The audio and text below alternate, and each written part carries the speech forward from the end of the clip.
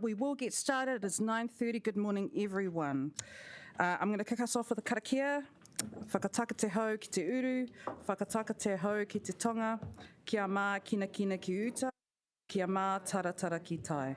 He hia ki ana te atakura, he tio, he huka, he hauhu, tihei, mauri ora. Please let me know if you intend to leave the meeting. We have a pretty short agenda today. I'm actually hugely confident we can get through it very quickly. We do have morning tea at 10:30, but look, let's try be done before then. I have no apologies. No. Oh, yeah, Deputy Mayor. I note Deputy Mayor for lateness. And Pauiwi Liz. Okay. I accept the late apology from Deputy Mayor Foon. Do I have a seconder? Thank you, Councillor Matthews. Let's go to a vote.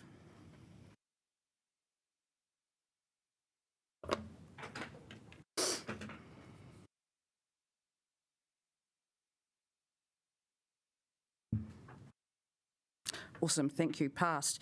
I have a couple of announcements. First, I'd like to say a very big happy birthday to Councillor Matthews, especially after such a big day yesterday. Thank you for your mahi, and I hope you have a fabulous day today.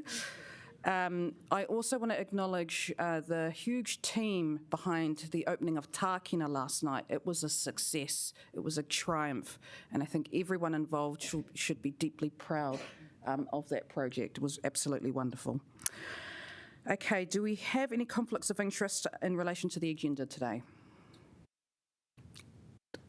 Are you all good? Cool. Sorry, Sweet. Confirmation of minutes. I approve the minutes of the council meeting held on the 20th of April. Do I have a seconder? Thank you, Councillor Free. Let's go to a vote.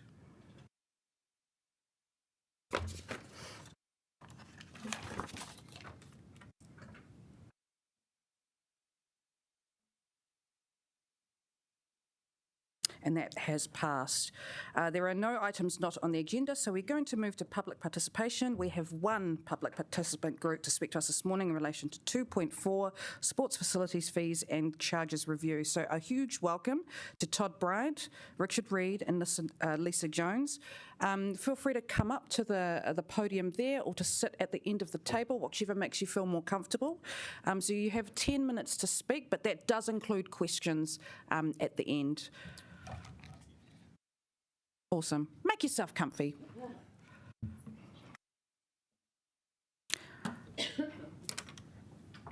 Fabulous. Over to you. I did send through some slides. Well, we'll start the timer when the slides are up.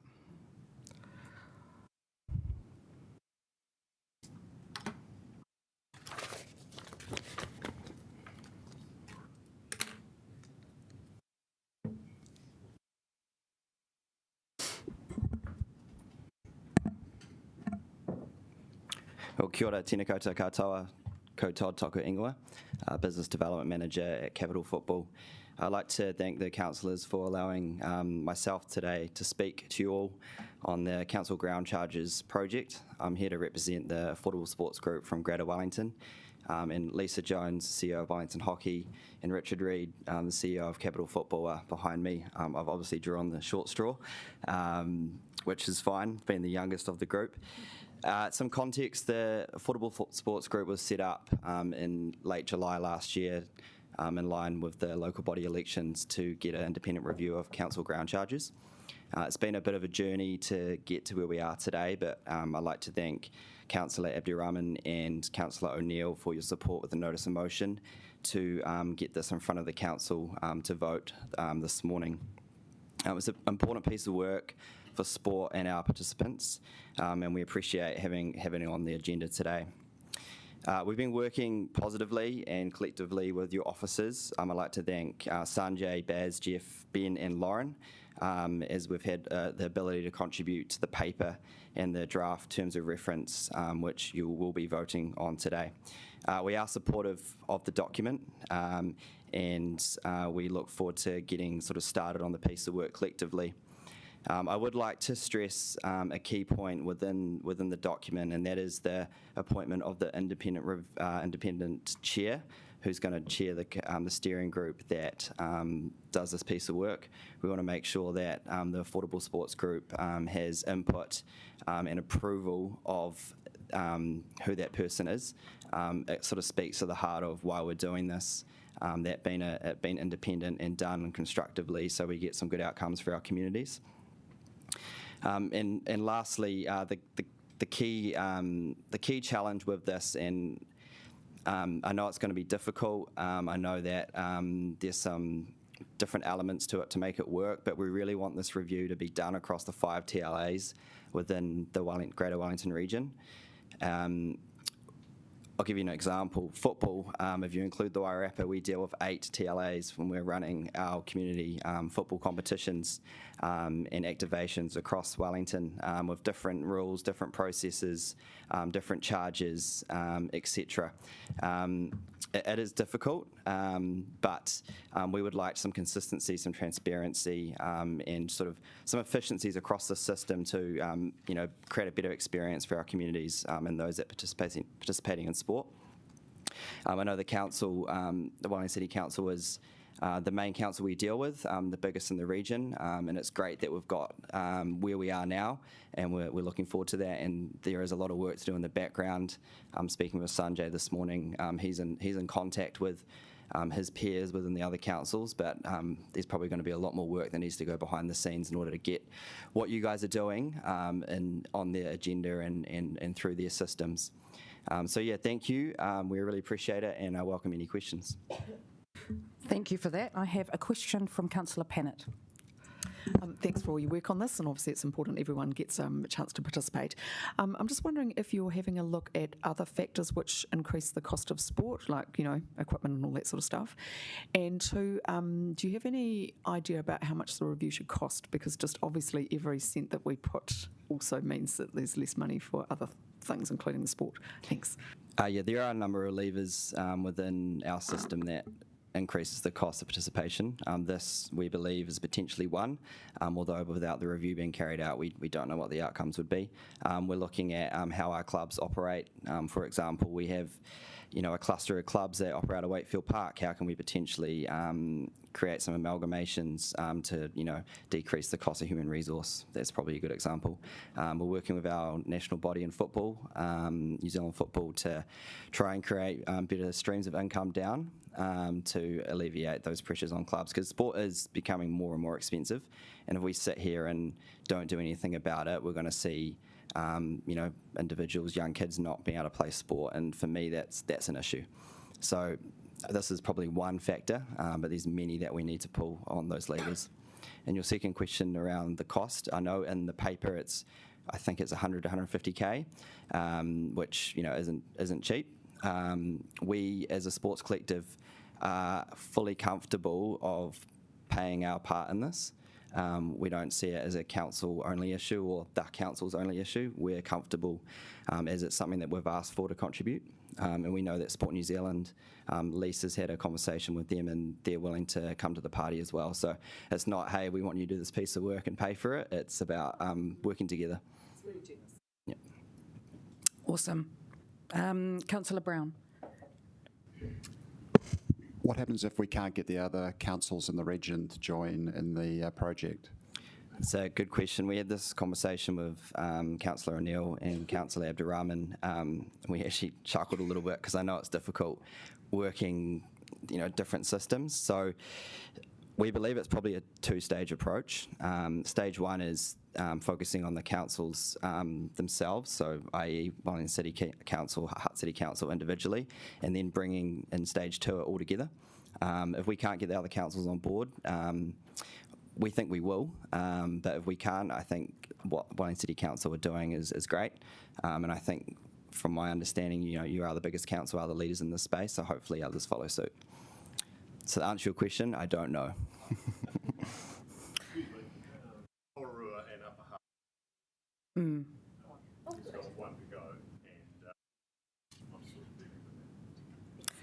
So for those online, we have had Pūrero and Upper Hutt follow suit. Also confident that we'll bring Lower Hutt as well, but we'll watch this space. Good question. Councillor Abdurrahman.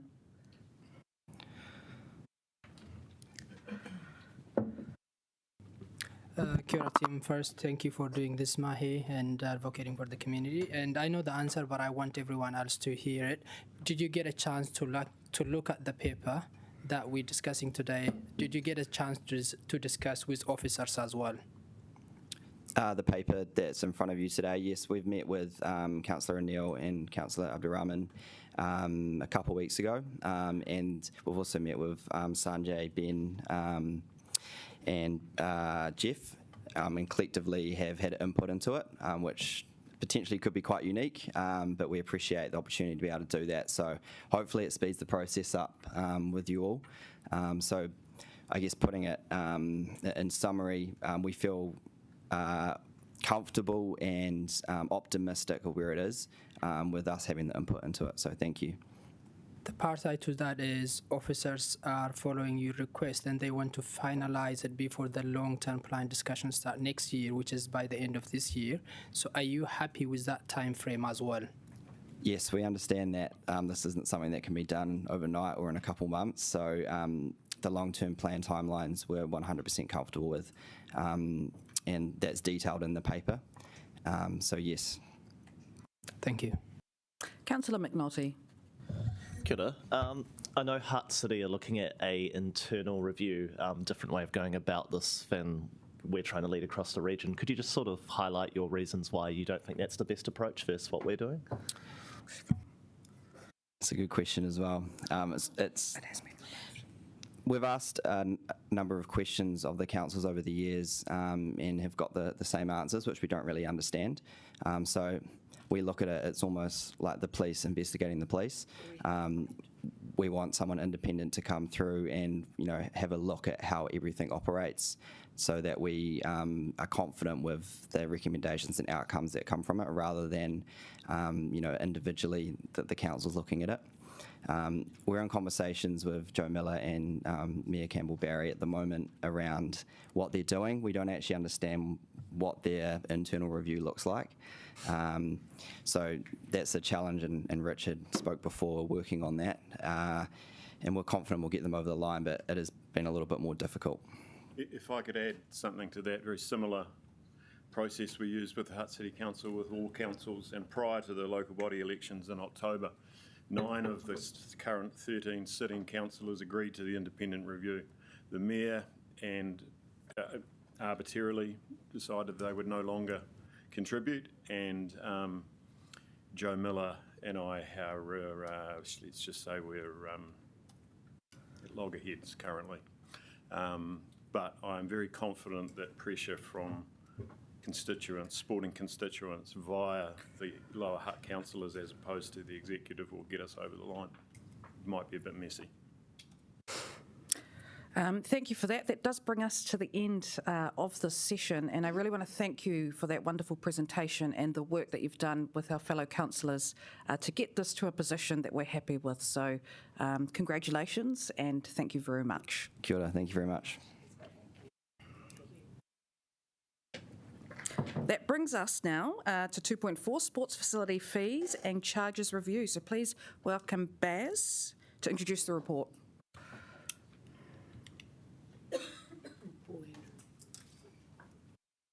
And Paul. And Sanjay.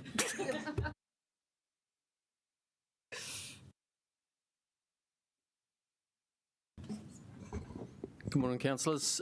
So what you can see from the paper is that we do support the review, and as you've just heard, we've worked effectively with the sporting groups to bring this paper to you today.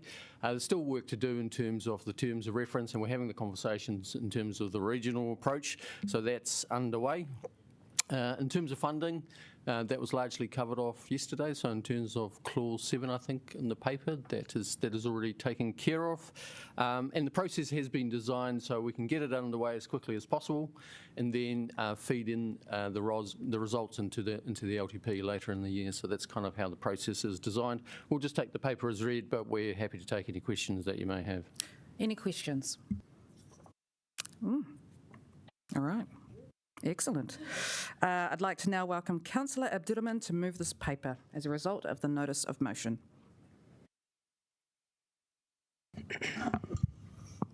Kia ora tātou katoa. This is a very special day, and it's a very privilege for me as a new councillor to move this paper. This is about access to sport. Not only that, it's about also making the promise that we made for our community during election time and honoring our election pledge. It's also about listening to the community. There are a lot of people who emailed us following the campaign, and we're listening to the community and responding accordingly. Last time we did a review was nearly 20 years ago. It's also a time to do it again. For all these reasons, the councillors are listening and responding. I would like to thank all our councillors for unanimously signing the notice of motion. And a special thanks to Councillor O'Neill, who seconded the motion, and the Mayor, who supported before anyone else. I think this is what our council looks like in a good day. This is what it looks like when we work together. I would like to thank Paul Andrew, Sanjay, and Baz for not only working in collaboration with councillors, for working together with all the teams, not only affordable sport, the rest of the community. They spend a lot of their time in this and listening to all of us. However, this is only the beginning.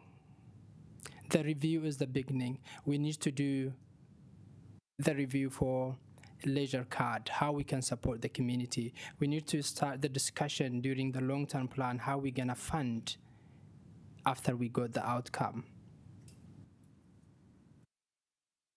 This is also about continuity of the legacy of the previous leaders of the city. They saw a greatness in sports. They saw the value of sport, and we need to uphold their legacy and take further steps to make sport more accessible for everyone today. Our job is to honor the legacy of the past and make improvement in 2023. Something that makes me proud about this is also we didn't politicize it. We just focus on what is very important. And again, as Councillor Panet raised, it's not only about the registration, the fee that we're charging. The expense is more than that for families. We need to look at it, how we can support those families who are really struggling. According to Sport New Zealand, 70% of the communities who play sport, they are okay. 20%, a little bit. 10% are the most vulnerable. How are we going to look after them is very important. This is all about that. All I want to say today is thank you to you all, and this is a great day. This is what it looks like when we work together. Thank you. Kia ora, Councillor. Do I have a seconder? Thank you, Councillor O'Neill. Would you like to speak now or reserve your right? Fabulous. Is there any debate? I'm not seeing any debate. Oh, go, Councillor Calvert. Okay, so look, I thank you to to Councillors Nuruddin and Terry for bringing this forward. I think it's really important. I think it's really important to show this is representative of what the community actually wants, which I think is why all councillors have come together on it. So there's broad support, we know, right across Wellington for this. And it is about affordability. And so, and it's one of those things, this is a core service of what council provides. No one else provides sports fields for the public. It is our core business. So it's something that we should be focused on and making sure it works. And that is the legacy of this council, is valuing those core services, such as providing sports fields for all. But I do stress on the word affordable. So whilst we need to make sure it's affordable for our community, we as a council need to make sure that there are enough funds to enable this to happen. So we have to look at the affordability of a lot of things that we're going to be doing in the future, and bring the community along with us. But making sure that we do listen to the community on this and not just make a decision based on a select few. So I'm really pleased to support this, and I'm even pleased that we actually have got it in our annual plan budget from that we decided on yesterday, so that we're very clear, we've got the money there and we're not just trying to keep adding on to our annual plan budget. Thank you. Thank you, Councillor. I'm not seeing any other debate. Councillor O'Neill.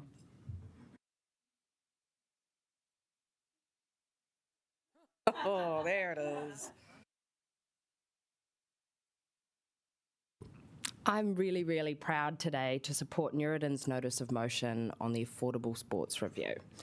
From the early days when learning to kick a ball was critical to developing good motor skills, to playing sports at a professional level and everything in between, people know the value of playing at least one sport, either competitively or for leisure. Some of the junior leagues pay up to $400 in dues per year. And as a coach of local sport myself, I see a great inequity in the amount of who can afford and who cannot afford to participate. When council gives a grant to many of our sports groups, those same sports groups also recruit large amounts of the money that they get granted back into paying hiring costs for fields and halls.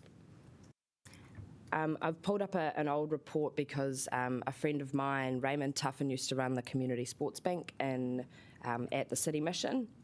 And he spoke to the then Mayor last term to talk about the value that a few dollars can make.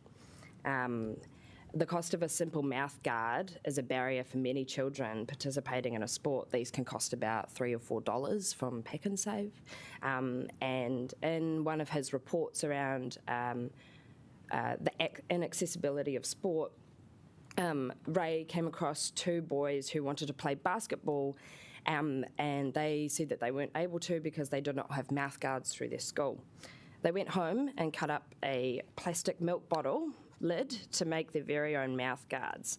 And then unfortunately one of the boys was struck in the face with a ball and had to receive multiple internal stitches. That then promoted a serious review into the affordability of sport. And now one of the services council funds the City Mission for is the Community Sports Bank, and making sure that the cost of a few dollars is not prohibitive to the people that need to be able to access sport as a right in our city. We see so many adults and children pulling out of sports and activity due to financial hardship, causing isolation and disconnection from their communities. And it is critical that we reduce the gap between those who can and those who cannot. I would like to thank, in particular, my councillor colleague, Councillor Abdurrahman.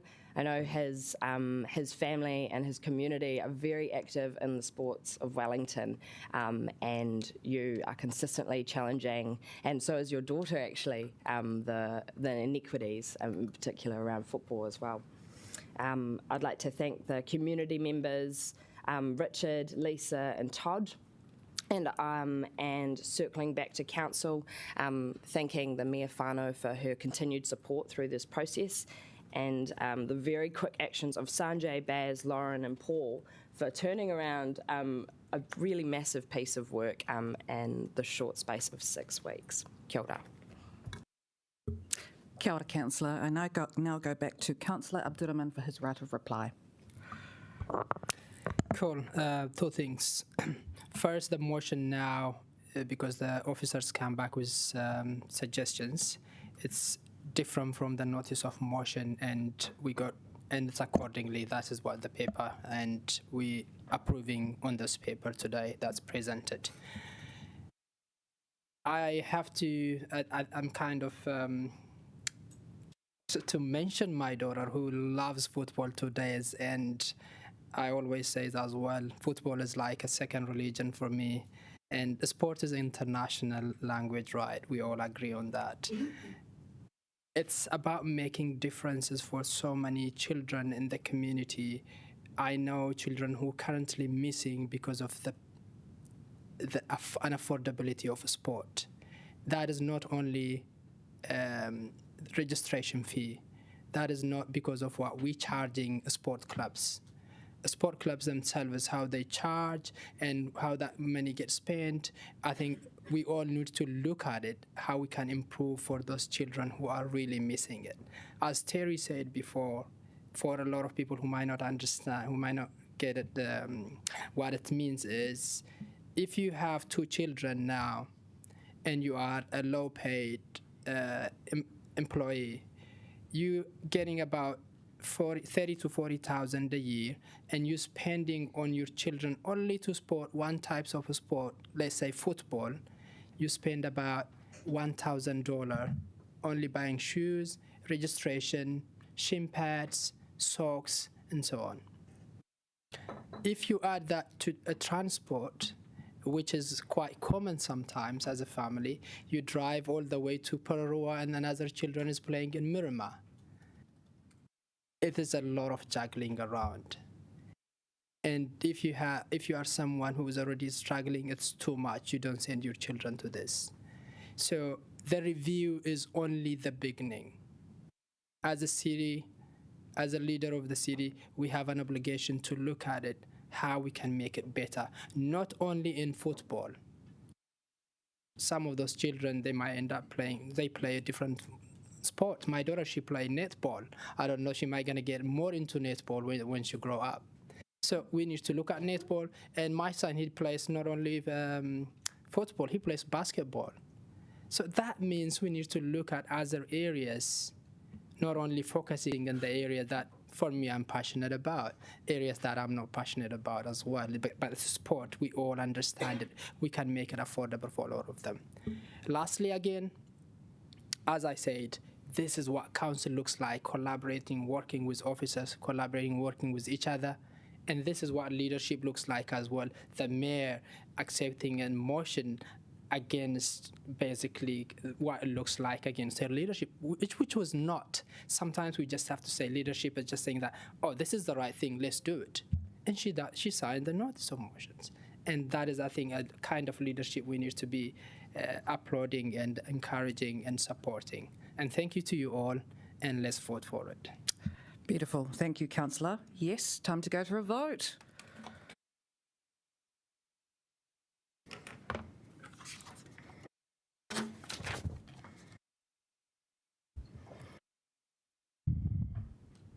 That has passed unanimously. Thank you. Well done. Okay. On that note, we now move to Health and Safety Performance Report. And again, thank you to our guests who have come in as part of that session. This report was considered by Audit and Risk, and as per usual has been referred to Council for further resolution. So I welcome Thomas Fowler and Wendy Henderson to introduce the report.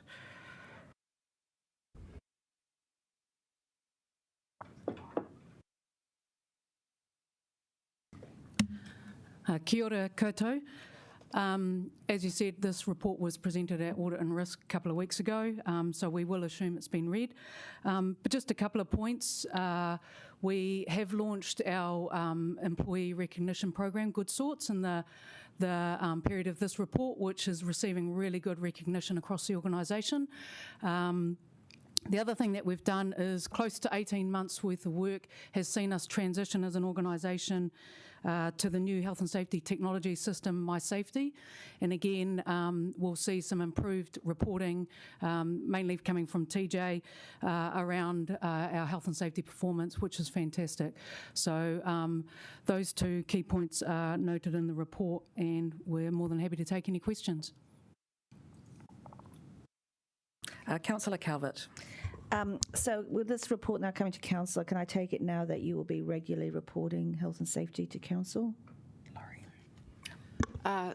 Through you, Mayor, the Audit and Risk Committee is actually delegated under its terms of reference to be the primary body that monitors the health and safety report. And normally the minutes of that meeting would come forward to the council like the other committees. But I understand in this case there was a particular reason why the full report came to the committee, so to the council. So no, I don't think it will happen in this form every council meeting, but where the Audit and Risk Committee sees it as appropriate, I think it will. Yeah, I think I was at that meeting, and it was just that I know we discussed it. Now it should come to the whole council after being to Audit and Risk. So maybe you could just answer that to me later on. But I'm keen to, yeah, I'll talk about it in debate. Councillor Free.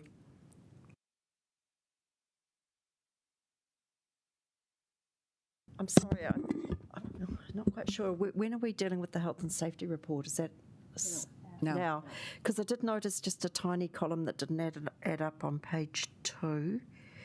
There was some physical aid, first aid training numbers, Q3 was mentioned, and the previous figure was mentioned, and the change numbers didn't actually add up. I noted it as page 2 as 6, but now trying to find it again on Diligent, yeah. It's just some records of where we're getting to with the number of health and safety staff practitioners, and maybe that's Do you mind if we take that one offline? Yeah, we can take that offline. And then the other thing I just noticed in that report was the police reports had increased quite dramatically in one for this quarter, up to 6. And I just wondered if there's any comment to be made on that. Yeah, the same question came up in Audit and Risk, and the answer is there's a combination of things. We're getting better awareness of what should be reported, but we're also seeing an increase in the severity of our personal confrontation events, and that we've been tracking over time. Deputy Mayor Foon.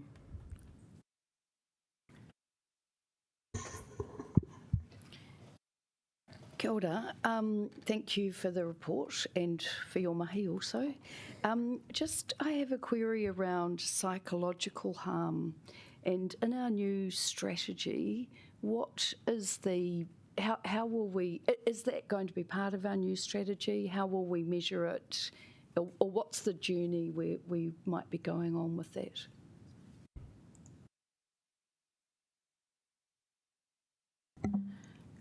Yeah, definitely. It will be one of our pillars that we have put in our strategy that we have got down for a workshop with councillors in later this month, now that we're into June. We know that it's something that has increased awareness, and it's definitely something that we want to make sure that we address as well. Councillor McNulty. Kia ora. I see we've rolling out the vaccinations over this quarter, which is fantastic, but we're in for what's looking like to be a really brutal winter. I can speak to my son's daycare where there's COVID, stomach bugs and colds all going around at the moment, so it's looking like it's going to be worse than usual. So has there been any thinking around the organisation around extra flexibility or how we might mitigate moving forward through this winter sickness from staff? Yeah, the flu vaccination program is rolled out really well across the organisation, and we have seen an increase in uptake on flu vaccinations. Like you say, it's only one part of the puzzle. You know, having obviously worked through COVID over the last few years, the organisation has been able to demonstrate our flexibility with working. You know, we do obviously have a wellness policy, but people can work from home as well, where they're hopefully, you know, keeping their bugs at bay. And certainly through technology, it has awarded us with, you know, lots of different ways of working. So the still the clear message is stay home if you're unwell or work from home if you're able to. That hasn't changed as a kind of baseline. That hasn't changed at all, no. Fantastic, thank you. Councillor Brown. When I looked at this, I guess I was focusing on the LTIs, which you don't show them, but you do show work-related ACC injuries, which did seem to be very low across the whole organisation. But what I didn't see was any, there was a tiny little bit here, 3 sentences about insights, but I didn't really have anything that gave me a sense that, what was causing the accidents and whether the council was taking action to actually improve the outcomes. Because, when I've been involved previously with this type of injury model, or the sort of reporting, whether it was at New Zealand Bus or Wellington Airport, or even for that matter at Infratil, or at Morrison & Co, we focused a lot on the incidents, and then what the remediation steps were going to be, so we didn't end up with a repetitive, type of thing. And so just an observation that I'm not getting a lot here that's telling me that, If we could reframe it into a question, please, Councillor. Well, so could we have that change made so we can see what actions have actually ensued from accidents? A couple of things there. One thing, we've been tracking down on our overall ACC claim numbers as an organisation, as well as our ACC claim cost, and so I think you can be assured that as an organisation we are having less incidents that require claims. The other thing is, with the introduction of My Safety, we have much more ability to track actions as a result of an event. So with the improved ability that system offers us, you'll see changes to this report so you can get that level of detail and assurance that we are taking action as a result of events and learning and growing, and that is also echoed in the strategy that you'll see next month. Absolutely. Wonderful. And then final question from Deputy Mayor. Just on the last health and safety visit we did, which was amazing, and they're always amazing, but it was clear that some of the risk was around ageing tools, and and so what kind of program do we have in place to make sure those the tools that people are using are upgraded and to mitigate that? Definitely our message is that if things need replacing, they should be replaced. And so I do know that there are, replacement mechanisms that are used across the organisation and the various business units that do have, tools and assets. Wonderful. Just want to thank you for that. Just want to acknowledge Bruce Robertson, our Chair of Audit and Risk, in the room here, and we'll ask Deputy Chair, Councillor Randall, to move the paper. Thank you, Mayor Whanau. Yes, I'm pleased to move this paper, the health and safety performance.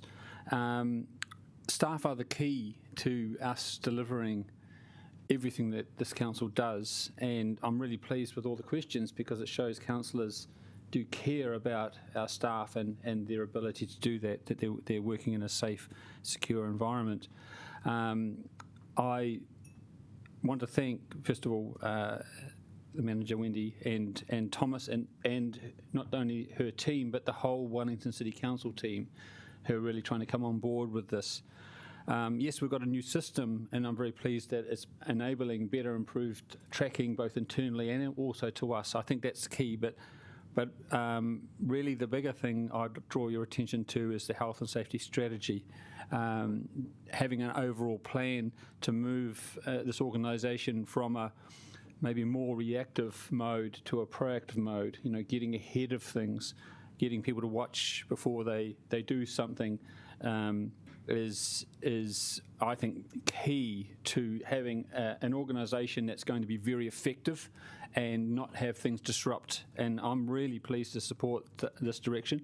This is a maturing process, and this report coming forward is a step in that. Your attention to that, and you've seen it and asked questions about it, is good, and we will get it better. I'm sure the team will work to get it better because it's a maturity thing. So I'm very pleased because I think this council wants to be a very safe place. It's a very challenging work environment for many of our staff. I mean, some staff are literally in the wild, sometimes, in risky areas trying to fix, emergencies. People, they have to go in there, they've got to do it in the best way, and having all reasonable safety measures and that are supported by the strategy is what we should have. So thank you, and I move the motion. Thank you, Councillor. Do we have a seconder? Councillor McNulty, would you like to speak? No, I'm fine, thank you. Fabulous. Do we have any debate? Councillor Calvert. Thank you. Look, it's just following on from my comments, but we, as elected members, are deemed to be officers under the Health and Safety Workplace Act, and it is really important that we do take our responsibilities seriously at that, even though we personally can't be fined, so to speak, but we do have a moral duty. I think I'm really pleased to see this report come to this full council, because whilst we can read minutes and papers of other meetings, given the workload that we have, it's not always possible, but having it actually on the agenda helps us to meet our obligations as officers. So I would really like to hope that we can continue to work with officers and have them report to full council, but also provide us feedback from what came from the Audit and Risk Committee as well, so that we can leverage off their knowledge, because I don't want to put words into our chair, the chair of Audit and Risk mouth, but he did acknowledge that it is normal for these type of reports to come to a full board, even if once they've been through the Audit and Risk Committee. So I hope we can work towards seeing that. Thank you. Thank you, Councillor. Do you have a right of reply? No, I think everything's been said, so... Fabulous. In that case, let's go to a vote.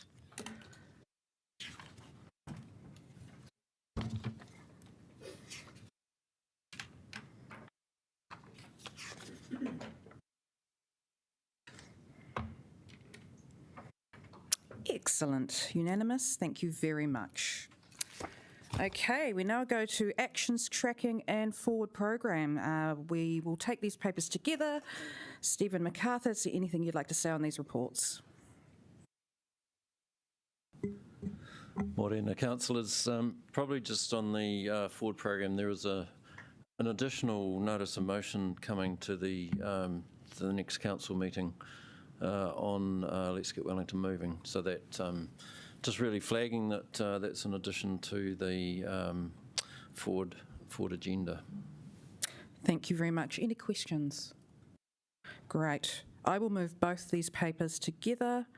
Do I have a seconder? Councillor Matthews. Thank you. Any debate? No. No right of reply. Let's go to a vote.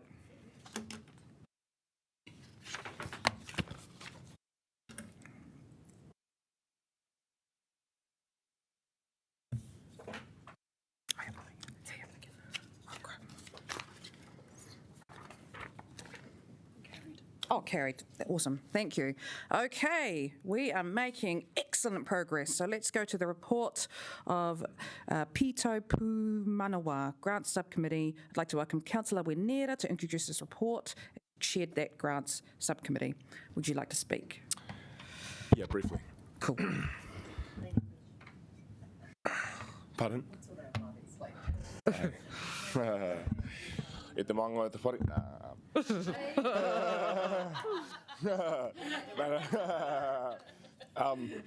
Hey, kia ora, colleagues. So not a big one from us. It was a pretty productive meeting. We had to get through quite a few papers. We doshed out a lot of money. Sorry, Ray. But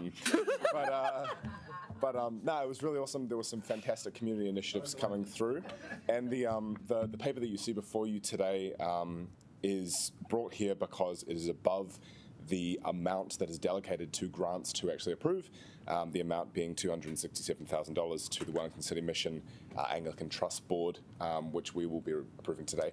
Just a quick little explanation on that if you weren't aware on the committee. I won't go too much into the weeds, but essentially the purpose of this is to assist with some of the operational expenditure costs of Te Pāmaru, which is run by the City Mission. We, and I'm sure most of us around this table, believe that this is a really worthy project that deserves our support. And I'd also just like to note that there was a CapEx ask as well, and we're currently working with officers to find a way to support that. And it's actually looking really promising as of this morning. So that's pretty much all there is to say about that. We love Te Pāmaru, and I would really support this being supported by us. Awesome. Do I have a seconder? Councillor Matthews, would you like to speak? No. Before we move to debate, do we have any questions? Councillor Chung. Thank you very much, Nicole. My eyes are still watering. Can you tell me if this is going to be for operational uses? Sorry. Oh. Yeah.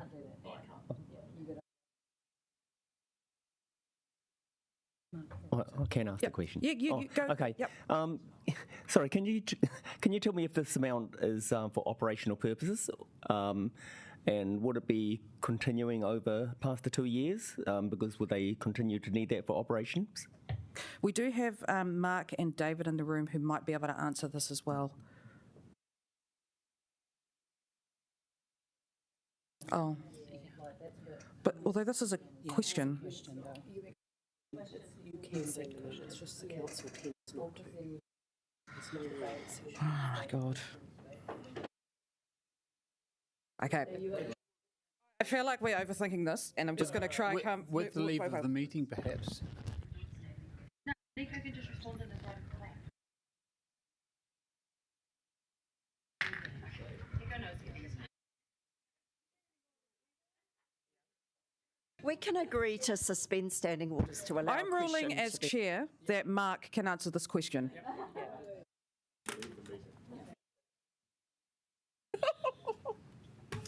Kia ora, councillors. Yes, so this is an application from the City Mission for the operation of what was the night shelter up on Taranaki Street. So this $267,000 for 2 years is operational funding and is a contribution to the running costs of this facility that will open in, I think, August. It's been refurbished over the last couple of years. So yes, it is operational funding. All of those multi-year funding that were approved by the grant subcommittee last week were for 2 years, because our intention is to do a review with the strategy and policy team of the policy around the Social and Recreation Fund, which supports a number of organisations, community centres, you know, lots of organisations. So we want to do some work on that. So that's why it's a 2-year term.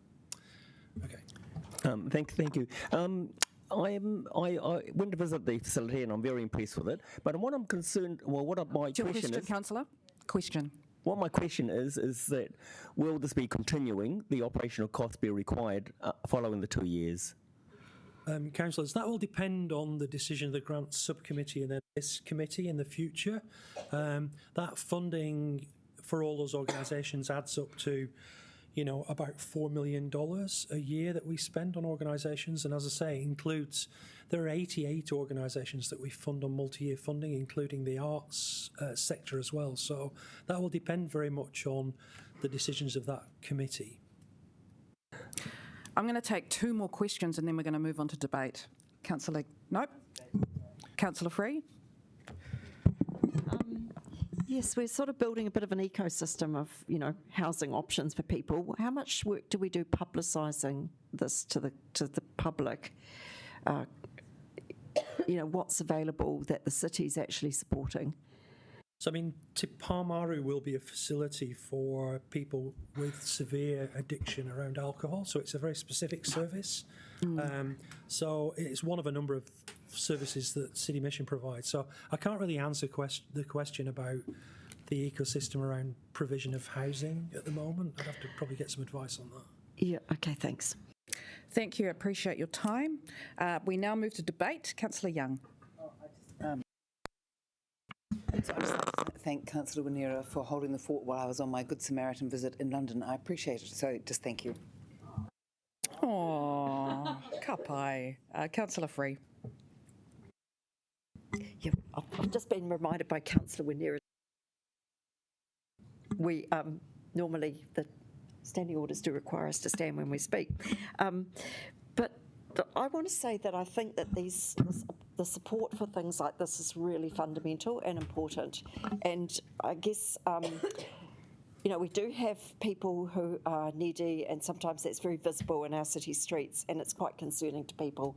And what I always tell people is, you know, my own personal view is it's really good for people if they're feeling motivated and heart-stricken by the plight of people on the streets, is that we are actually funding lots of options that are really comprehensive in terms of helping people at whatever stage they're at. And that's where people should be putting their money if they do want to give and help the people in our city.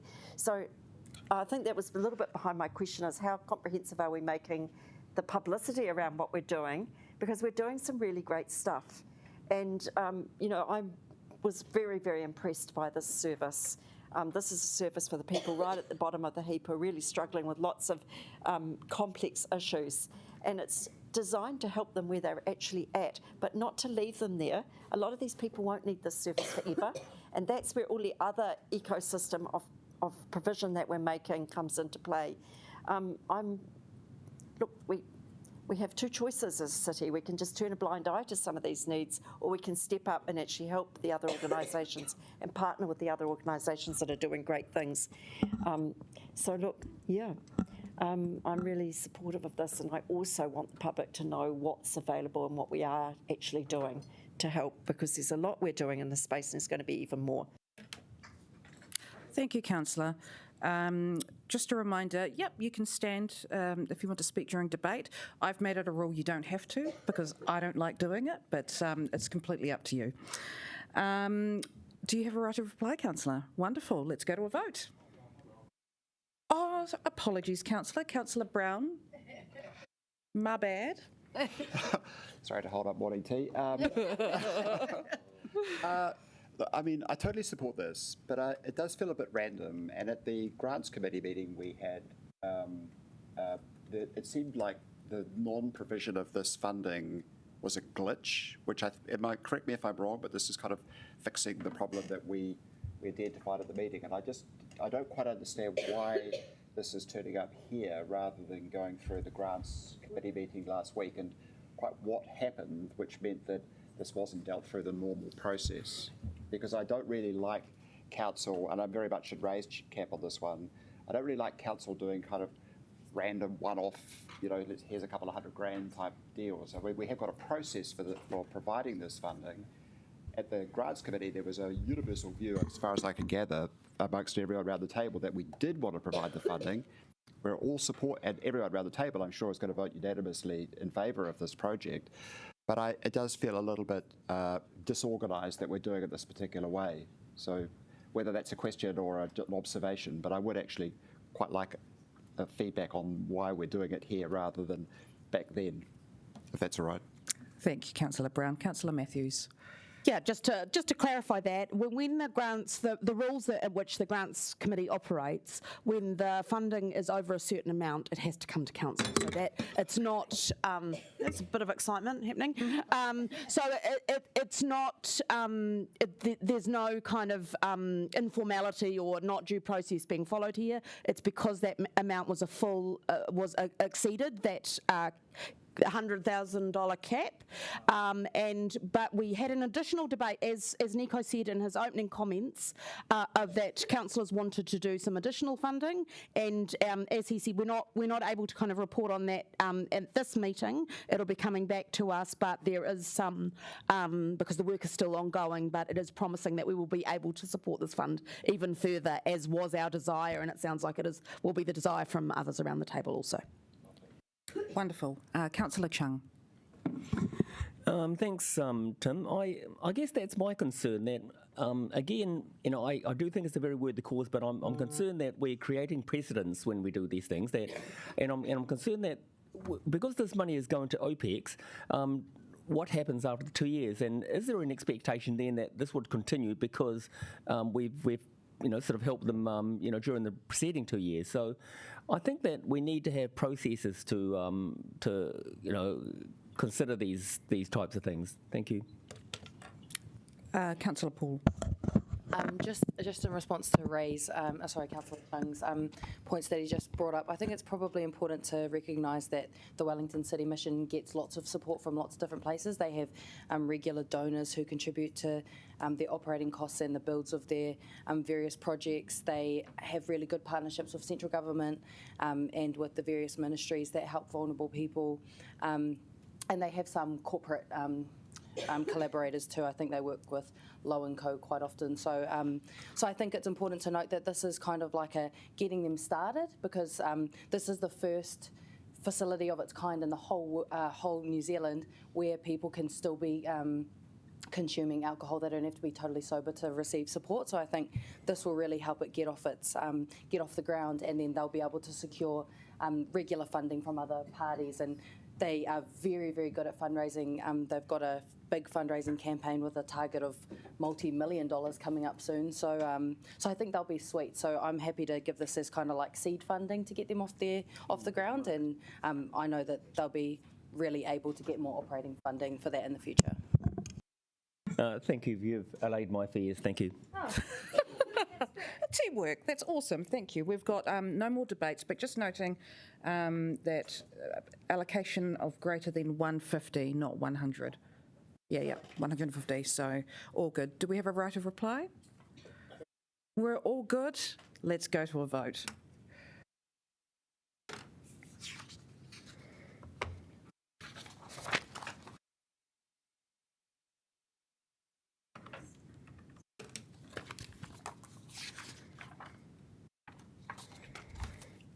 Ray? Oh, yeah.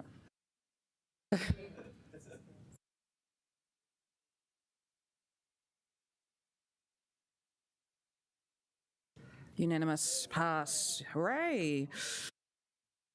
We now move to the Audit and Risk Committee meeting. As Deputy Chair of this committee, I welcome Councillor Randall to move this paper. Thank you. Yeah, far now. Yes, it's a pleasure I move this report of the Audit and Risk Committee. This meeting had a very, very big agenda, and it covered a whole number of things, which I just want to quickly list. It covered our strategic risks update.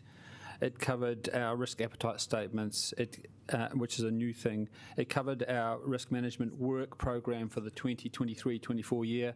It covered the updates to the audit program, and it covered updates on our insurance. Behind the scenes, the Audit and Risk Committee and the officers who work towards that do a whole lot of important work across the organisation to make sure that things come together, that things are checked, that things are crossed, that the organisation knows that it is working well. I want to also thank the Independent Chair, Bruce Robinson, for his chairmanship of this committee, and I'm learning a lot from him. And I also welcome the new independent member, Wendy Venter, who joined us for the first time. She's also going to add value to our work. And finally, I also want to thank the councillors who contribute, particularly Councillor Pannett, I'm sure will comment as she's seconding this motion. The key thing front and centre is the risk appetites statements. This is a step forward in our maturity, and where we're trying to, actively and explicitly set what sort of levels of risks we wish the organisation to operate to in a number of key areas. It's done by default. It happens anyway, and this organisation is a relatively cautious organisation. We are careful with our risks, financial, safety, infrastructure and tracking, that sort of thing. So, but the engagement of the councillors over the past few weeks about getting a more explicit set of statements it will be very helpful to this organisation. It is part of the ongoing improvement and maturity and of this organisation to manage things again more proactively, be on top of things before they happen, to give officers some direction so that when things happen, they've got a bit of a steer as to how they're to tackle it, and in advance of presenting stuff to us, we know behind the scenes they're working to this sort of risk framework. so we don't have to call us out every single time something strange happens. So I commend all the work that's happened from Richard and the team, from Stephen MacArthur as well, more widely, around anchoring all this work, and hope you will support this. Thank you. Thank you, Councillor. Now, we do have a few questions and a few people interested in debate. So what I'm actually going to do is take a 10-minute break because we still have a couple of other items which I think will draw some attention. And it's quite possible that we might be moving one of our afternoon workshops to directly after council so that you get your afternoon back. So we just need some time to reorganise. So please come back. All good. Come back at 22:11. Thank you.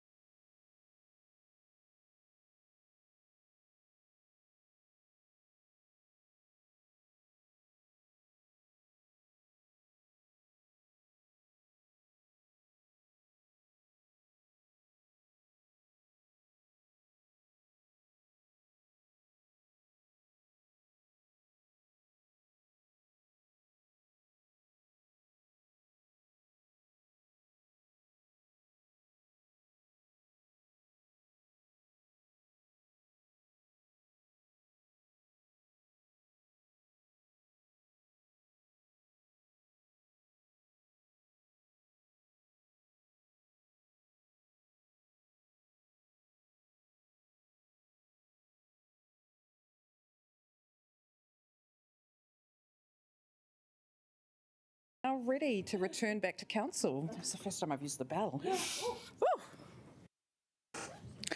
Thank you, everyone. Slightly longer morning tea because we just had a quick powwow about something in the paper. So I'm actually going to refer back to Councillor Randall in relation to the mana whenua section of the table and what we will be doing around that.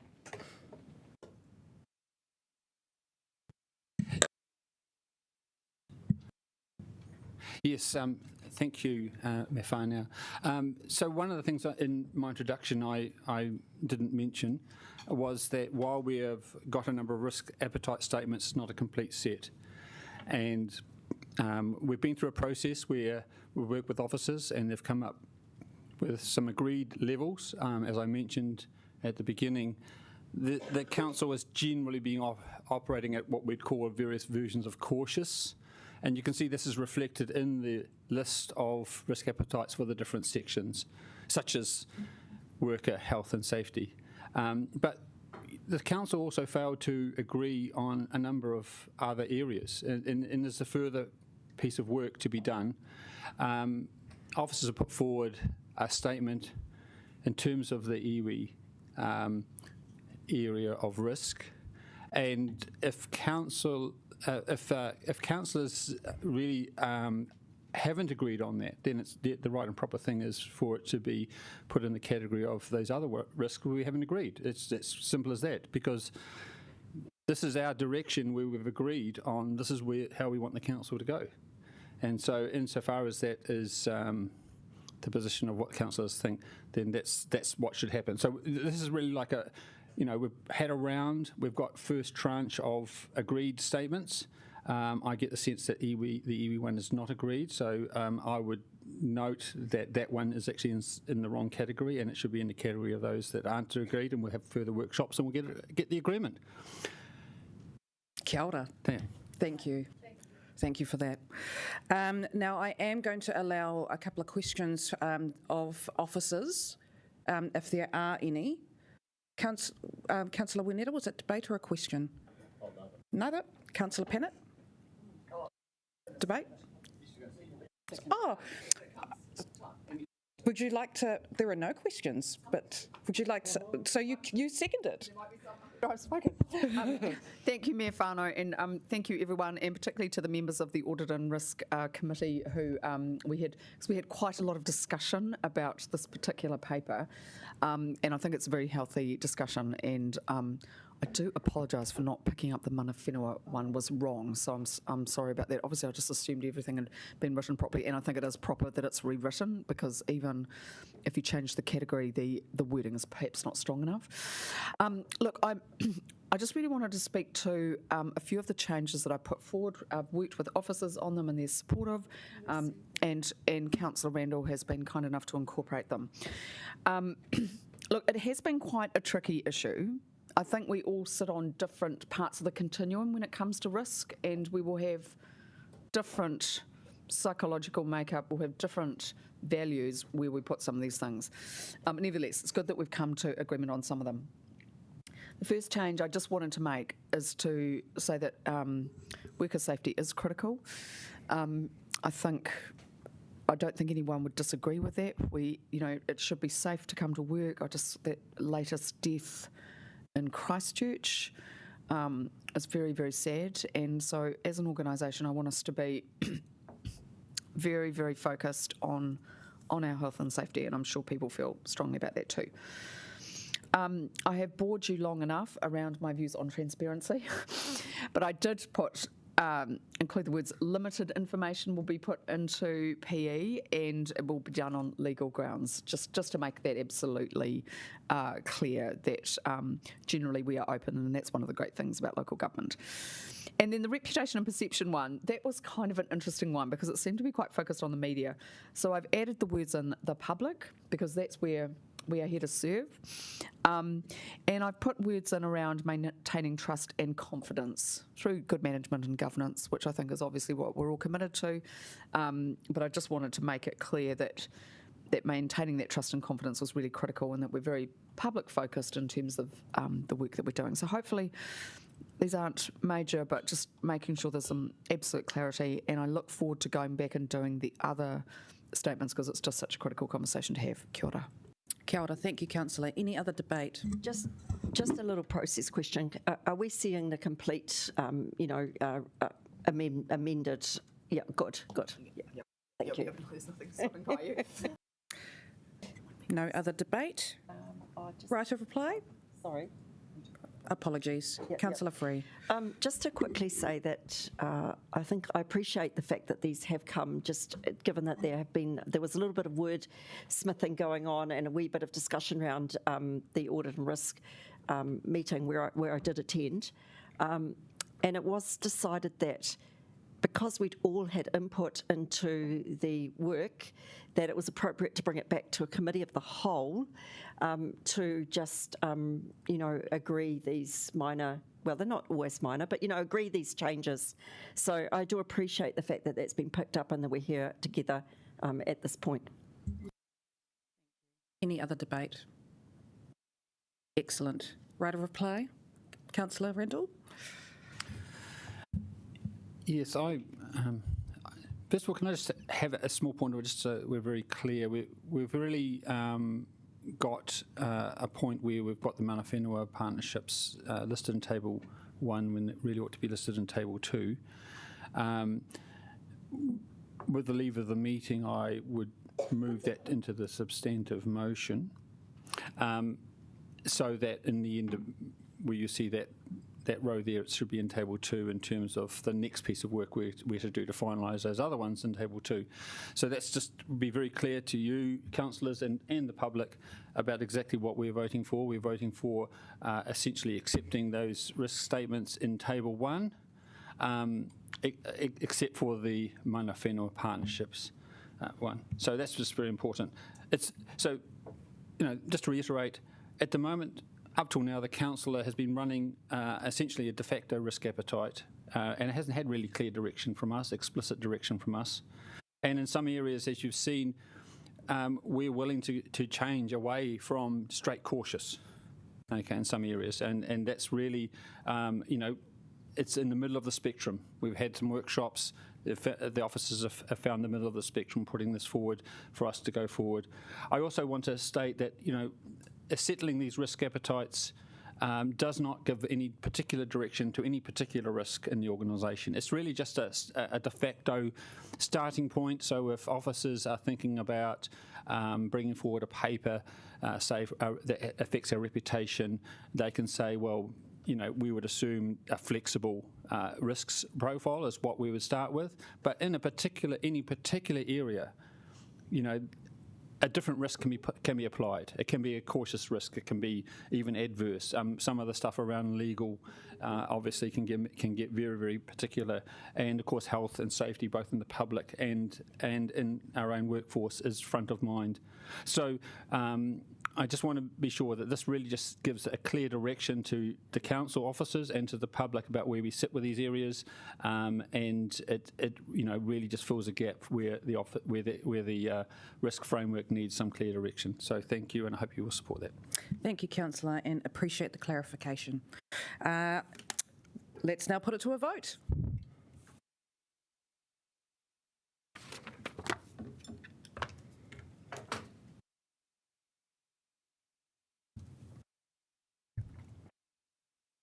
And that has passed unanimously. Thank you. We now move to 4, public excluded. So the final part of this meeting, officers recommend that the public is excluded from this part because of the reasons on the screen right in front of you. I will move the motion. Do I have a seconder? Councillor McNulty, thank you. Any debate? No. Let's put it to a vote.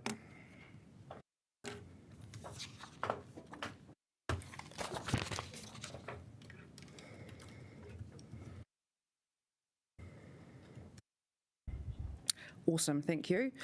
That has passed. We now move to appointment of additional DLC members. Please welcome Liam Hodgetts to introduce the report. We also have Helen and Mark in the room for questions.